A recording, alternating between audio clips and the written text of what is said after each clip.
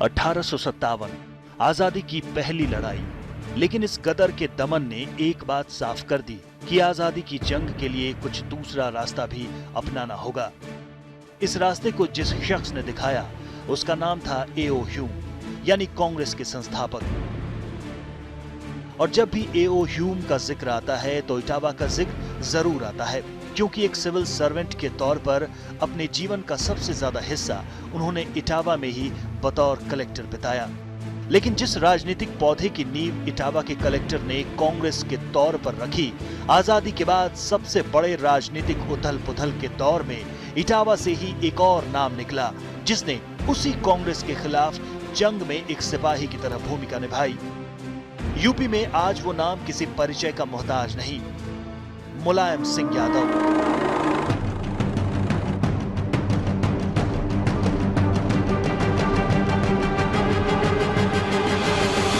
इटावा के सैफई में जन्मे मुलायम, मतलब यूपी की राजनीति। 1939 में इटावा जिले के सैफई गांव में मूर्ति देवी और किसान सुधर सिंह के घर मुलायम सिंह यादव का जन्म हुआ। पिता उन्हें पहलवान बनाना चाहते थे। पहलवानी करते करते मुलायम राजनीति के अखाड़े में ताल ठोकेंगे, ये किसी को अंदाजा नहीं था। लेकिन एक बार जब लोहिया की उंगली पकड़कर जेपी आंदोलन की अग्नि से होते हुए यूपी में उन्होंने समाजवादी पार्टी का सफर शुरू किया, तो इटावा और मुलायम दोनों का कद प्रदेश और देश में बढ़ता चला गया।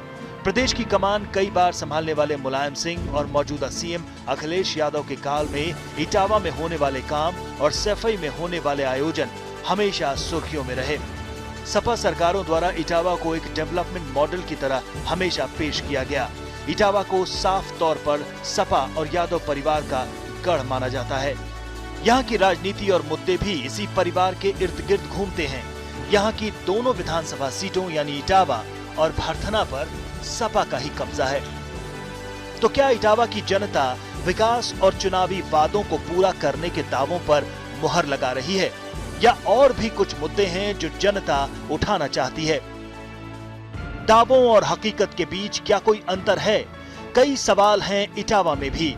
तो आज इटावा की जनता के बीच यहाँ के राजनीतिक गणित को समझने और गुजरे सालों में यहाँ के मुद्दों की पड़ताल के लिए हम पहुंचे हैं इटावा में, और आप देख रहे हैं द स्टेट स्पीक्स। नमस्कार, मैं अमित गंजू। ईटीवी के इस खास कार्यक्रम द स्टेट स्पीक में आपका स्वागत है। आज मैं इटावा में हूँ। इटावा को यूं तो प्रदेश में सभी जानते हैं राजनीतिक दृष्टि से, मगर इसकी एक खास वजह भी है कि ये मुख्यमंत्री का गृह जनपद भी है। और आज हम यहाँ के लोगों से जानने का प्रयास करेंगे कि उनकी समस्याएं क्या हैं, क्या चीजें हैं जो अभी अधूरी हैं, क्या उनके जनप्रतिनिधियों द्वारा किए गए वादे पूरे हुए या नहीं। इसी कड़ी में तमाम राजनीतिक दलों के लोग भाजपा, सपा, बसपा और कांग्रेस के हैं। तो शुरुआती डेस्क में यहाँ कांग्रेस के स्पोक्स पर्सन जो हमारे सामने हैं, जो कांग्रेस को रिप्रेजेंट करेंगे। उनके ठीक बगल में समाजवादी पार्टी के नेता हमारे साथ खड़े हैं। अगर हम उनसे राइट और चलें तो बहुजन समाज पार्टी के वरिष्ठ नेता और जो पिछले 30 वर्षों से बसपा की राजनीति में हैं। और अगर और राइट में चले तो भारतीय जनता पार्टी के यहाँ रिप्रेजेंटेटिव प्रदीप दुबे हैं। चलिए हम समाजवादी पार्टी के साथ ही करते हैं। सपा की सरकार है इस टाइम प्रदेश में। सपा 2017 में किन मुद्दों को लेकर जनता के बीच जाने वाली, अगर हम इटावा जनपद की बात करें? उत्तर प्रदेश में समाजवादी पार्टी की सरकार है, जैसा कि आप लोग जानते हैं। और इटावा जनपद भारतीय राजनीति के सलाहकार पुरुष माननीय मुलायम सिंह यादव जी का गृह क्षेत्र है। क्योंकि माननीय नेताजी के कार्यकाल से लेकर लगातार इस इटावा में विभिन्न क्षेत्रों में चहुमुखी विकास होने का काम हुआ है। चाहे हम बात करें आधारभूत संरचना के विकास की, चाहे हम शिक्षा चिकित्सा के क्षेत्र में और अन्य जितने भी क्षेत्र हैं, उन सारे ही क्षेत्रों में किसानों को सुविधा देने की बात हो, मजदूरों के लिए बीमा पेंशन की बात हो, विभिन्न क्षेत्रों में समाजवादी पार्टी ने इस जनपद में चहुमुखी विकास कराने का काम किया है।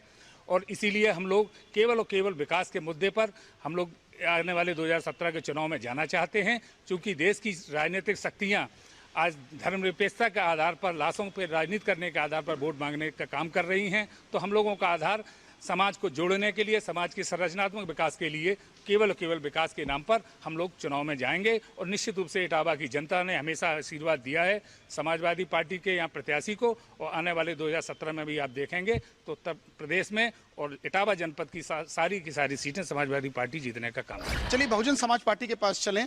बसपा का रूट यहाँ नील है। 2017 में जमीन कैसे ढूंढेंगे आप? जनता को पहले ही भरोसा था, आज भी भरोसा है। कानून व्यवस्था के नाम पर जन जन से पूछ ले, बैठी हुई जनता से पूछ ले, कानून व्यवस्था किसकी अच्छी रहती है? कानून व्यवस्था ही नहीं होगी तो विकास किसका करेंगे? प्रश्न इस बात का, उद्योग ही नहीं होंगे, रोजगार ही नहीं होगा, विकास किसका होगा? आप किन मुद्दों को लेकर जनता के बीच जाएंगे? क्या आपका प्लान ऑफ एक्शन है? क्या है बताइए। क्या बताएं तुम्हें हम सम्मा की किस्मत क्या है, गम में जलने के सिवा और हकीकत क्या है। मेरे मुद्दा तो दुनिया लेवल पर, विश्व लेवल पर लोग जानते हैं कि विकास का मुद्दा है। हमने आज दुनिया में हिंदुस्तान की साख खड़ी कर दी है। Skill India, make in India जैसी दर्जनों नहीं 85 योजनाएं ऐसी चला रखी हैं कि जिसको अभी तक जब से योजना चली है 3.5 करोड़ लोगों को, युवाओं को रोजगार मिल चुका है। 2017 में क्या मुद्दे हैं कांग्रेस के? कांग्रेस के पास जमीन इटावा में नहीं है। अभी सिर्फ सर्वे चल रहा है कि जमीन खरीदी कहां जाए, राजनीतिक जमीन ढूंढी जा रही है। तो कैसे आप 2017 में अपने आप को कंटेस्ट करना चाहते हैं? हम 2017 में पिछले 27 वर्षों से यहाँ गैर कांग्रेसी सरकार हैं, जिन्होंने धर्म के नाम पे, जातिवाद के नाम पे, परिवारवाद के नाम पे और झूठ के नाम पे इस प्रदेश को लूटा है। और आज जो भय का माहौल है, भय का माहौल जो पैदा कर रखा है यहाँ पे, ये घर का बच्चा अगर घर से निकलने की कोशिश करता है तो माँ पूछती है कि कब लौट के आओगे। जैसा कश्मीर में अगर आतंकवादियों का माहौल है तो इटावा में भी ये माहौल रहता है कि किसकी चैन छिन जाएगी और किसका गला कट जाएगा। ये अभी बात करें, भारतीय जनता पार्टी ये कहती है कि हमने ये किया, ये बात करते हैं हिंदुस्तान की, और सब इनके नारे अंग्रेजी में होते हैं, चाहे स्किल इंडिया हो या लिबर्टी ऑफ इंडिया हो, कोई भी हो। ये क्या बात करेंगे? झूठ का।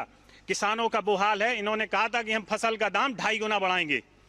कांग्रेस की सरकार में यहाँ धान की बेल्ट है इटावा, 4,500 रुपए क्विंटल धान बिका, लेकिन अब 1,800 रुपए भी नहीं बिका। रही बात बसपा की सरकार रही यहाँ 3 बार, तो उनके में थाने बिकते थे, वोट बिकता है। समाजवादी पार्टी का तो क्या कहें, इससे यहाँ बैठे हैं वो लोग, हम भली भांति यहाँ जानते हैं। समाजवादी आपने सुना, आपने कांग्रेस को सुना, आपने बसपा को सुना, आपने भाजपा को सुना। लॉ एंड ऑर्डर को लेकर सरकार को घेरा जा रहा है, इसे कहते हैं लॉलेस स्टेट की बात कर रहे हैं, लॉलेस सिटी की बात कर रहे हैं। आप इसे क्या कहेंगे? देखिए, चुनावी वर्ष है, निश्चित रूप से जिन लोगों के पास कोई मुद्दा नहीं है, क्योंकि पूरे प्रदेश में और जनपद में जिस तरह चहुमुखी विकास हुआ है, तो आज सारे ही विपक्षी दल मुद्दा विहीन हैं और उनके पास केवल दुर्भावनापूर्ण दुष्प्रचार के अलावा उनके पास कोई आधार नहीं। महिलाओं को मुद्दे को लोग अक्सर लोकसभा में और विधानसभा में उठाते हैं। महिलाओं के क्या मुख्य मुद्दे हैं? अगर यहाँ आपकी बात की जाए तो यहाँ क्या मुख्य? सर, महिलाओं के मुख्य मुद्दे ये हैं कि जो ये सपा सरकार जब से बनी है तब से यहाँ पे इतना उत्पीड़न हो रहा है, इतना उत्पीड़न हो रहा है। यहाँ क्या पूरे उत्तर प्रदेश में ही महिलाओं का इतना शोषण हो रहा है, घर से निकलना मुश्किल हो जाता है। दिन डूबे के बाद कोई निकल नहीं सकता। बहन बेटियों की इज्जत सुरक्षित नहीं है और इस तरीके से यहाँ माहौल बना हुआ है जैसे कि अब प्लाटों में है, मकानों में है। समाजवादी पार्टी के जो गुर्गे लोग हैं, गुंडे लोग हैं, वो यहाँ ज़बरदस्ती कब्जा करते हैं और कब्जा के आधार से जब वो पीड़ित वहाँ अधिकारियों के पास जाते हैं तो कहते हैं हम क्या करें। पुलिस वाले उल्टा उन्हीं को ही प्रताड़ित करते हैं। यहाँ के मुख्य मुद्दे क्या हैं? क्या आपके जनप्रतिनिधि, आपका एमएलए आपकी सुनवाई करता है या आप उसके कार्यों से संतुष्ट? जो विधायक हमारा है वो बहुत अच्छा है, बहुत अच्छा कार्य कर रहा है। यहाँ सपा सरकार है और बहुत अच्छा कार्य, कोई विकास में कमी नहीं है यहाँ। सर, इटावा की जहाँ तक बात होती है, उत्तर प्रदेश के अंदर 27 वर्ष से कांग्रेस सरकार नहीं है। उसके बाद तमाम सरकारें आई, सपा भी आई, बसपा भी आई, भाजपा भी आई, वो सबको एक बार नहीं 2-2, 3-3 बार मौके मिले। लेकिन जहाँ तक सवाल होता है विकास का, जहाँ तक सवाल होता है रोजगार का, मैं समझ रहा हूँ आज पूरा इटावा क्या पूरा उत्तर प्रदेश में रोजगार विहीन है। रोजगार विहीन है। हम चलिए इनके पास आते हैं। सर आप बताइए कि इटावा में अगर रोजगार की बात की जाए तो रोजगार क्या इन कुछ वर्षों में बढ़ा है या नील हुआ है? जहाँ तक रोजगार का सवाल है उसमें हमें समाजवादी पार्टी के प्रवक्ता के माध्यम से माननीय अखिलेश जी से ये पूछना है कि पिछले घोषणा पत्र में इन्होंने जो वित्तविहीन शिक्षकों को मानदेय देने की बात की थी, 5 साल पूरे होने को आ गए हैं, अभी तक ये वादा पूरा नहीं किया है, कब तक पूरा होगा? इसका जवाब हम समाजवादी पार्टी के प्रवक्ता से पूछना चाहेंगे। विकास तो पर्याप्त मात्रा में हुआ है इटावा। अगर विकास की बात की जाए तो अच्छा काम किया गया है सभी समाजवादी की सरकार में। बस इतना है कि कानून व्यवस्था पे थोड़ा सा काम होना है बाकी। कानून व्यवस्था पर काम होना बाकी है। हम कोई पॉलिटिकल बात नहीं पूछेंगे, सिर्फ और सिर्फ इतना बताइए, क्या आप अपने विधायक, आपके जो लोकल एमएलए हैं, उनके कार्यों से आप संतुष्ट हैं? इटावा 1989 से पहले उद्योग शून्य नहीं था। एक बड़ा उद्योग था यहाँ सहकारी सूत मिल, और इन 27-28 वर्षों में वो सहकारी सूत मिल सपा बसपा भाजपा तीनों की उत्तर प्रदेश में सरकारें रही हैं, वो मिल बंद है और इटावा जिला उद्योग शून्य है। रोजगार की स्थिति बहुत खराब है। 6000 लोगों को काम मिलता था उस कोऑपरेटिव स्पिनिंग मिल में, आज वे सब लोग बेरोजगार हो गए, भुखमरी कगार पहुंच गए और नए लोगों को रोजगार नहीं मिला। केंद्र के जहां तक सवाल है, मैं ये कहना चाहता हूं कि 1,82,000 प्रति तिमाही ये दर थी रोजगार सृजन की 2013-14 में आखिरी तिमाही में, जो घटकर के 50,000 आ गई है। बड़े दावे कर रही है भाजपा के मैंने रोजगार के बड़े अवसर पैदा किए हैं। 50,000 प्रति तिमाही रोजगार सृजन की दर रह गई है, जो लगभग 1/4 है।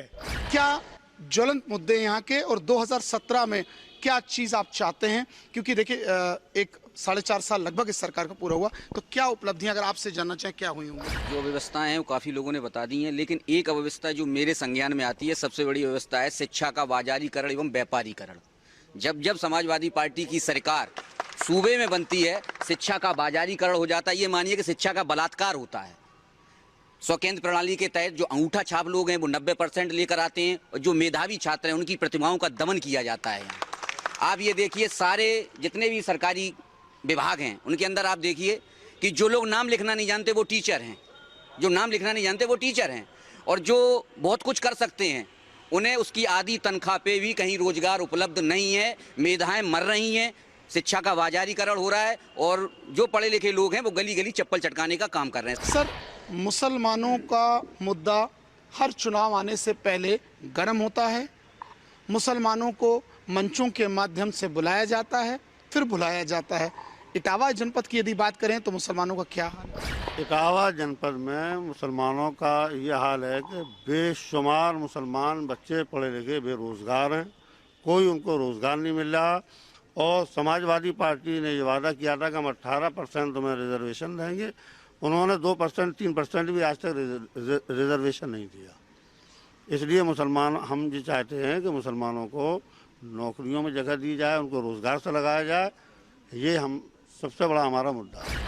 3 बार वो मुख्यमंत्री बन चुके हैं, 4थी बार उन्होंने अपने पुत्र को बनाया है, जिन्होंने अपने घोषणा पत्र मुलायम सिंह ने कहा था कि 18% मुसलमानों को आरक्षण देंगे। कोई आरक्षण नहीं है। अब तो स्थिति इतनी दयनीय हो गई है कि उत्तर प्रदेश में और ख़ास तौर से इटावा में हूटर लूटर शूटर मस्त हैं, जनता पस्त है। मुसलमानों की दुकानों पे, मकानों पे, कब्रिस्तान पे जबरन कब्जे हो रहे हैं। इस बारे में कोई पार्टी बोलने को तैयार नहीं है। कानून की व्यवस्था की बात करते हैं आप, सब कानून व्यवस्था खराब है खराब है खराब है कर रहे हैं, लेकिन उसके प्रति संघर्ष कौन कर रहा है? जुआ, सट्टा, स्मैक यहाँ का उद्योग बन चुका है। हम चलते हैं समाजवादी पार्टी के नेता के पास और उनसे जानने का प्रयास करते हैं। अभी आपने लोगों की सारी बातें सुनी, लॉ एंड ऑर्डर की बात सामने आई, कब्जेदारी की बात सामने आई, बेरोजगारी की बात सामने आई। जिस तरह एक महिला यहाँ बता रही थी कि महिलाएं रात में घर से बाहर नहीं निकल सकती हैं, सुरक्षित नहीं है। क्या आप कहेंगे? आप सुन रहे हैं सबकी बात।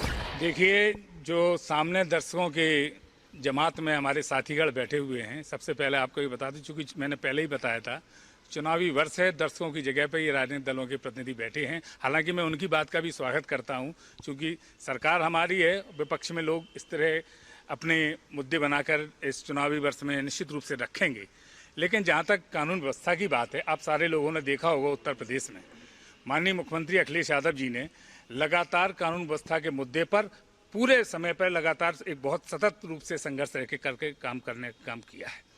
1090 महिलाओं के लिए स्कीम चलाकर आज 1090 पर कोई भी महिला फोन करती है तो 5 मिनट के अंदर तुरंत पुलिस पहुंचकर वहां कार्रवाई करती है। ऐसी व्यवस्था उत्तर प्रदेश में की गई है कि 100 नंबर आप डायल करिए, अभी यहाँ पर डायल कर दीजिए 100 नंबर पे, अभी यहाँ पर पूरी पुलिस फोर्स यहाँ। चलिए, पुलिस फोर्स आएगी। आपको पूरा दावा है कि जो आप कह रहे हैं वो सही है, जो जनता कह रही है वो चुनावी योजना के। हम कांग्रेस पे आके जानना चाहते हैं, जो लोग यहाँ बैठ के जितने लोगों की आपने बातें सुनी, आप इनकी बातों से सहमत हैं? ये सहमत हैं कि अभी हमारे समाजवादी पार्टी के भाई ने कहा कि कानून व्यवस्था सुदृढ़ है। कानून व्यवस्था का ये माहौल है कि आज तक 4.5 साल हो गई है, डकैती एक भी पर्दाफाश नहीं हुआ।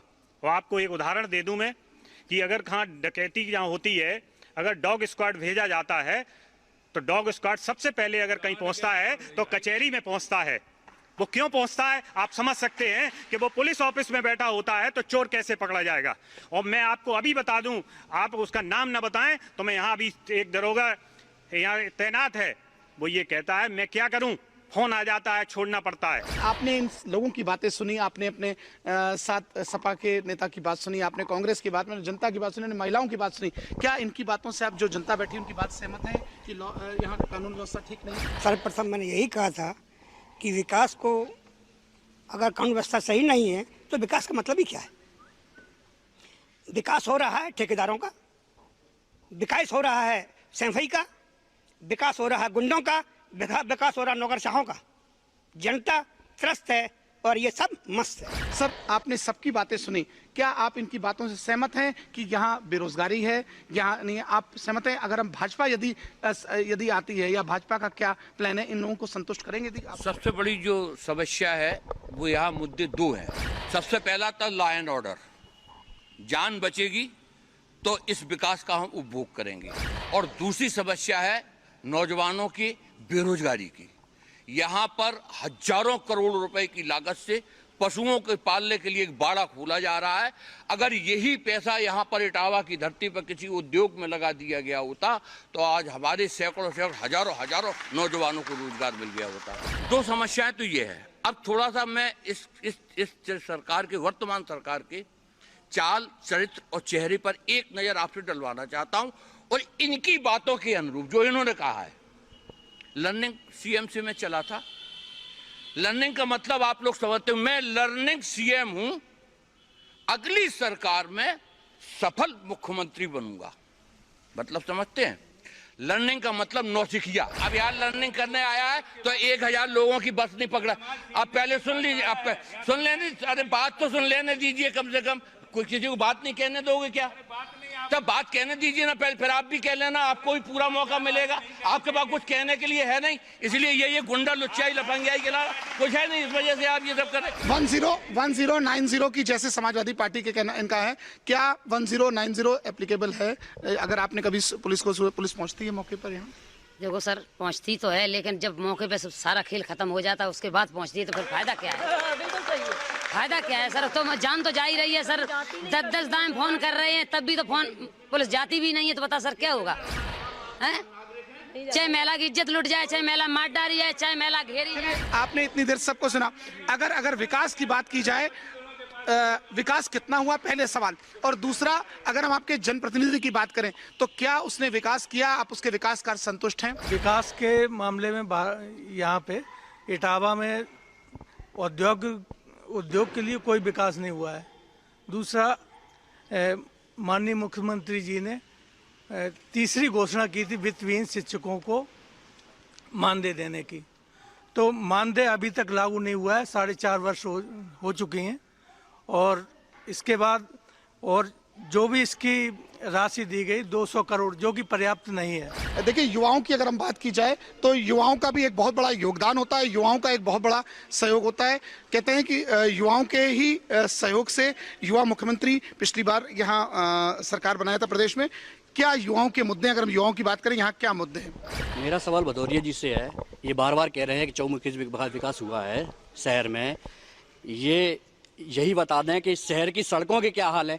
मैं दक्षिणी बाईपास से होकर के रोज अपने काम पर जाता हूँ। दक्षिणी बाईपास की स्थिति ये है कि अगर आप वहाँ पे चलेंगे तो 7 किलोमीटर का सफर आपको कम से कम 2 घंटे में तय करना पड़ेगा। इतने बड़े खड्डे हैं कि गाड़ियाँ अगर पूरी चली जाए तो पता भी नहीं चलेगा लोग कहाँ गए, और कई मौतें भी हो चुकी हैं और दिन दहाड़े वहाँ पे लूटें होती हैं। हम लोगों के लिए कोई रोजगार नहीं है यहाँ पे। आप ही बता दीजिए, चौमुखी विकास में कोई इंडस्ट्री, कोई व्यापार या कुछ यहाँ पे लगा हुआ हो शहर के अंदर? क्या चौमुखी विकास है, आप बताएं। यहाँ युवाओं की क्या मुख्य समस्याएं हैं और क्या 2017 में क्या चीजें जहन में आप लोगों के हैं युवाओं के लिए? जो पैसा केंद्र सरकार हम युवाओं के लिए देती है उसको ये समाजवादी पार्टी अपने पर्सनल इंटरेस्ट के लिए यूज कर रही है। नगर पालिका में 2 करोड़ रुपए की स्वास्थ्य सामग्री खरीदी जा रही है। ऐसा कौन सा एम समाजवादी पार्टी चला रही है यहाँ इटावा में? आप हमको ये बताएं। समाजवादी पार्टी के प्रतिनिधि से मेरा यही सवाल है कि 2 करोड़ रुपए के स्वास्थ्य उपकरण खरीद के ये कौन सा एम्स चला रहे हैं यहाँ पे? आप देखिए, युवाओं की एक ग्रीवेंस है कि यहाँ युवाओं के लिए कोई रोजगार की है, तो क्या लगता है कि कहीं ना कहीं लोग संतुष्ट नहीं है? आज़ादी के बाद से इटावा में निश्चित रूप से इटावा से ज़्यादा पिछड़ा कोई जनपद नहीं था। जब यहाँ का पिछड़ापन था, रोजगार की यहाँ कोई व्यवस्था नहीं थी। जब से 1989 में माननीय मुलायम सिंह यादव की सरकार आई और विकास के सारे मोर्चों पर जब उन्होंने काम किया, आज मदर डेयरी के बनाने का काम समाजवादी पार्टी ने किया। आज अंतर्राष्ट्रीय स्टेडियम इटावा जनपद में माननीय नेताजी ने बनाने का काम किया। आज उत्तर प्रदेश का सबसे महत्वपूर्ण सैफई में यूनिवर्सिटी बनाने का काम, आज मेडिकल यूनिवर्सिटी बनाने का काम किया। आज शिक्षा के क्षेत्र में चौधरी चरण सिंह हेवरा में यूनिवर्सिटी बनाने का काम किया। क्या रोजगार यहाँ समस्या है कि नहीं? नंबर 2 पर वो है। नंबर 2 पर वो इसलिए है कि हमारी जान सुरक्षित होगी, हमारे बच्चे महफूज होंगे, हमारे परिवार के लोग सुरक्षित होंगे, हमारी बहन बेटी बाजार जाने के बाद आराम से लौट के आएगी। उस दिन तो इस विकास का कोई मतलब होगा। और विकास क्या हुआ है? एक सड़क को 4 बार बनाने का काम इसलिए हुआ है कि जब से उत्तर प्रदेश में समाजवादी पार्टी की सरकार आई है, किसी भी डिपार्टमेंट में आज तक कोई टेंडर, कोई चुनावी प्रक्रिया का नहीं हुआ है, बल्कि उन्हीं लोगों को कमाने के लिए एक ही सड़क को 5 बार बनवाने का काम किया। ये उद्योग हुआ अपने लोगों को कमाने के लिए।